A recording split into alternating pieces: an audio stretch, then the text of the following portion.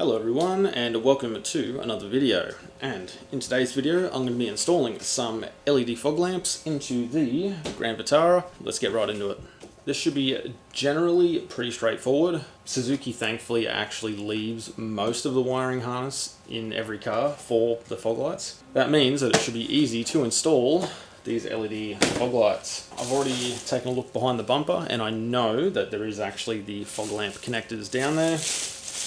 And these here, just some simple LED ones, nothing too fancy. They were 25, 26 bucks off eBay. So as you can see, we've got 9 LEDs in a circle, and from the reflectors that you might be able to see in there, this is a complete spread light. I'm not going to be using these on the road. I don't really want to be blinding other motorists. And to be honest, they're white LEDs, so they're not going to be good in fog anyway. For that reason, I'm not going to be using them on the road. I'm actually going to be using them as trail lights slash ditch lights. Now here in Australia we have a lot of kangaroos and they do like to sit in the little gullies on the side of the road, and they tend to jump out with no notice at all. So more light I can get off the sides of the road, the better. For trails and for a lot of sort of bush driving slash big national highways that go out to the middle of bumfuck nowhere, these are going to be bloody awesome. So I'll drop a link in the description to these exact fog lights that I purchased. Obviously there are alternatives. You can get your ditch lights that you mount to the bonnet, things like that, but it's not entirely legal here in Australia, slash I don't understand the laws completely. For me, something that I can just bolt in looks a lot more ADR compliant than having a little spotlight or something hanging off the side of the bonnet. That's my reasoning for that.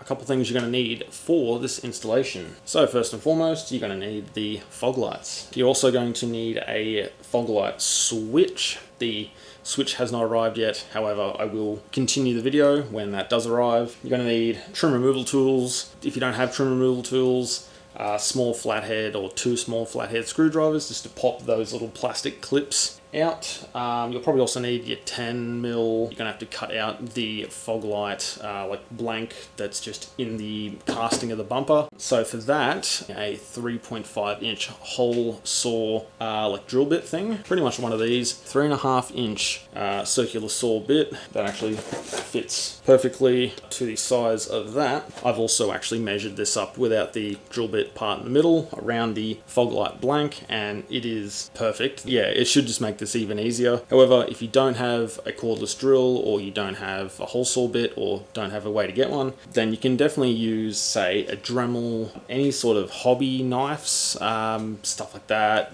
You'll be there for a while, but it's still doable. This is the easiest and quickest way, and probably the cleanest way as well. That is pretty much everything you're going to have to get and or will need for this installation. So without further ado, let's jump on to cutting out the fog light holes.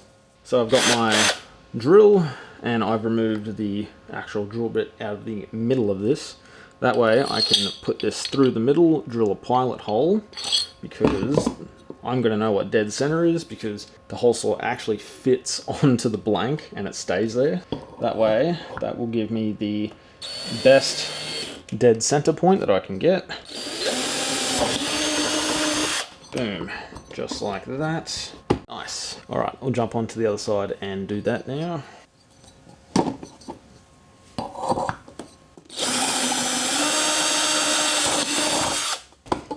Almost too good of a fit.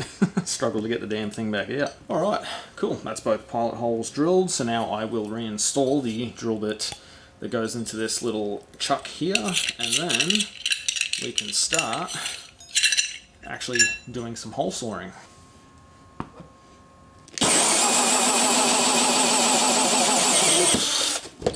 That was actually a lot quicker than I thought it was going to be. With that out of the way, I'm going to go pop this piece of plastic out and we'll jump onto the other side.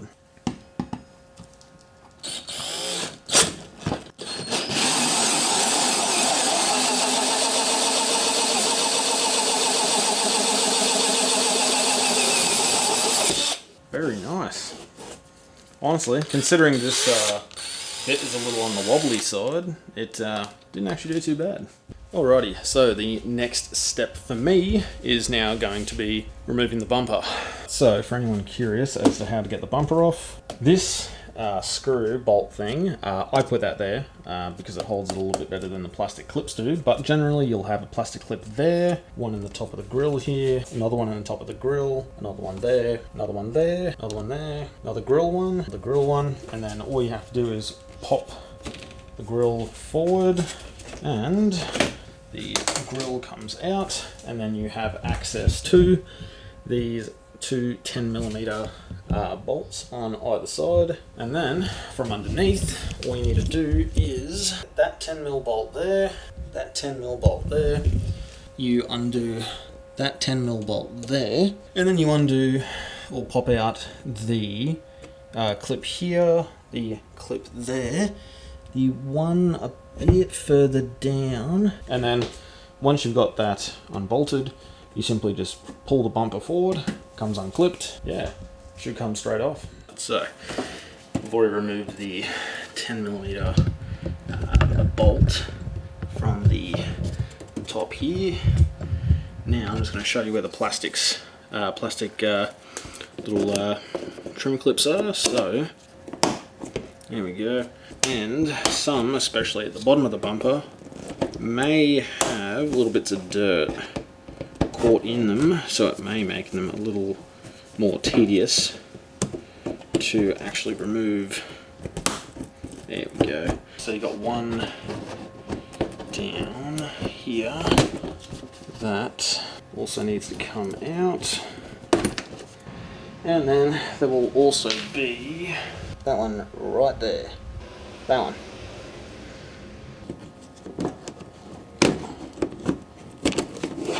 With those 4 clips out of the way, on either side obviously, that now should pop off, and I'll quickly show you how to do that. So pretty much grab in here with your thumb, just pull forward, work your way around, and then pop.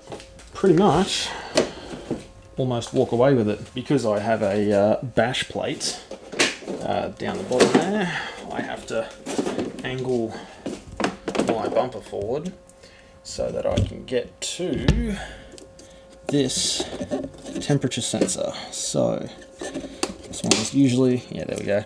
So this is just the outside temperature sensor, so put that out of the way. Alright, sorry for the crude camera angles, but that is now the bumper off. Okay, so bumper is up on a table. Just to make this a little bit easier, what I'm going to quickly do is go around, clean up a bit of this leftover plastic from when I was drilling through it, and yeah, we can bolt the actual fog light in. The better you can get that to be perfectly round, the easier that the fog light will actually push into place, just like that.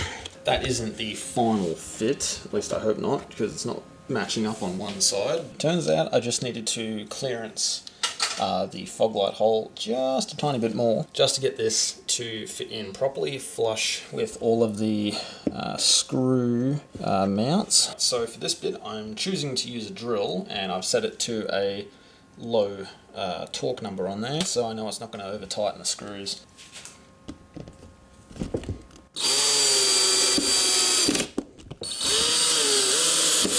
I just remembered they only provide 2 screws, so I'm going to have to go find another one that I can use to mount that. I've found 2 extra screws in my little box of bits and pieces. So these are 2 stainless steel ones, and they are pretty much like the same sort of thickness as the other screws. Pretty much as similar as I can find in my little thing of nuts and bolts. So again, the drill is on low torque.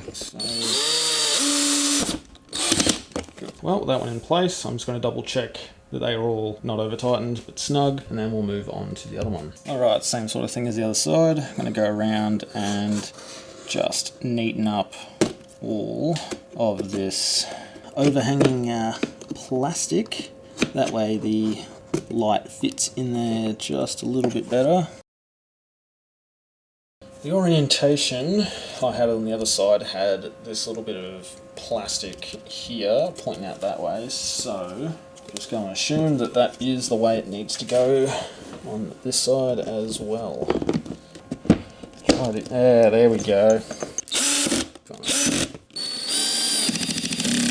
So yeah, fits as you'd imagine a eBay fog light for 25 bucks would fit. All right, well, just quickly while we're at the front of the car, this here is going to be your fog light harness. So as you can see, it's not even zip tied actually, it's just taped up from the factory. Then we've got both of the fog light harnesses on either side, undone and ready to go.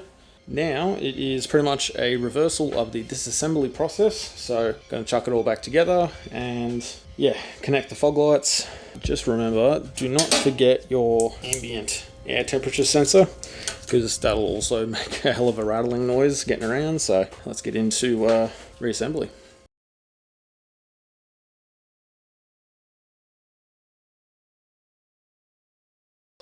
Makes it not look like so much of the base model anymore, I guess. We'll jump inside the car. Even though I don't have the switch yet, I can show you how to install it. Got these 3 switch blanks here. Now the middle one, that is what we're interested in. That one in the middle has the actual wiring harness with the plug on the back of it, sort of clipped in.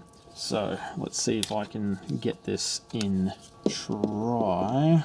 It is a bit of a pain to try and get it out. Obviously you want to avoid using metal tools, but sometimes these things just do not want to exactly come out. There we go. Alright, so that there is exactly what we were looking for. We can just unplug this from the switch blank. So this is about as far as I can get right now. However, hopefully tomorrow my fog light switch plug will arrive. Alright, so it's been about a week and the switch has now finally arrived. Let's get into installing the switch and also seeing if it is as simple as just plugging a switch and fog lights in and it all just works. In the previous clips, I've already shown you how to remove this switch. Pop that out of the switch blank. That is the switch. Just verify that it is 5-pin connector. Let's plug this in. So we plug that in. Okay, so I'm not going to put this back in the dash just yet, as I do want to verify that it actually does work. Parkers. Hey! Very nice. Alright, so that's Parkers with the foggies on, low beam, and hopefully they stay on with high beam. They're still on. Very nice. Cool. I was worried that these might actually switch off when the high beams are activated, but they still stay on, which is awesome. That fan noise you can hear, that's just the high beam bulbs. And then, yeah, they turn off, come on automatically. Cool. Very nice. Right, so now that we've verified that the actual switch does work and it does turn on the fog lights, hopefully you can see that.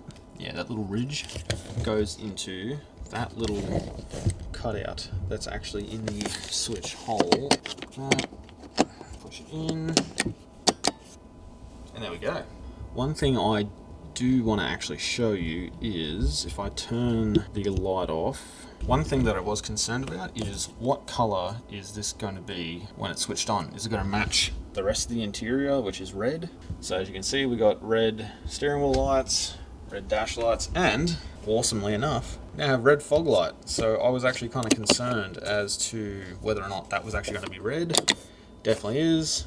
When it's activated, you have the green to tell you that it's on. I am pretty happy that I randomly lucked out and got a switch that has the actual red on it to match the interior.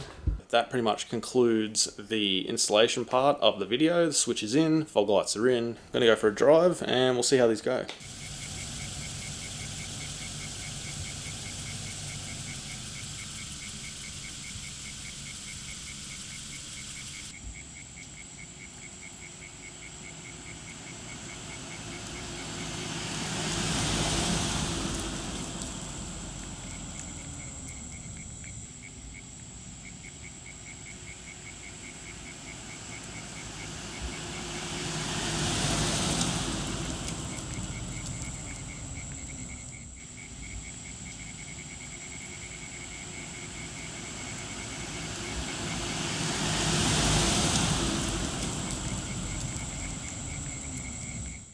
Alrighty, so I'm actually partway through editing this at the moment, and I just figured out that I have not actually wrapped the video up or given my thoughts on anything. So my thoughts on the fog lights. For the $26 they cost me, pretty happy. The white LED colour that they output is a little on the bluish / purplish side in the very centre of the light beam that comes out. They're not super bright in the way that they don't throw a lot of light forward. They are very much so a floodlight, and because of that there's not a lot of distance in it, but there is a lot of localized light around the front of the car, which is kind of what I was shooting for. And yeah, can't really complain about the switch, minus the extra week it took to get here. Pretty satisfying install, and overall fairly easy. The most tedious part was taking the bumper off and then putting it back on, really. That was the most difficult part, and again, you don't actually need to do that. It's just easier for me to show you how to actually do all of that. Makes it a bit easier for me because I can film it easier, but also it lets me do a better job. I definitely do recommend taking the bumper off, however, you don't have to. Anyway,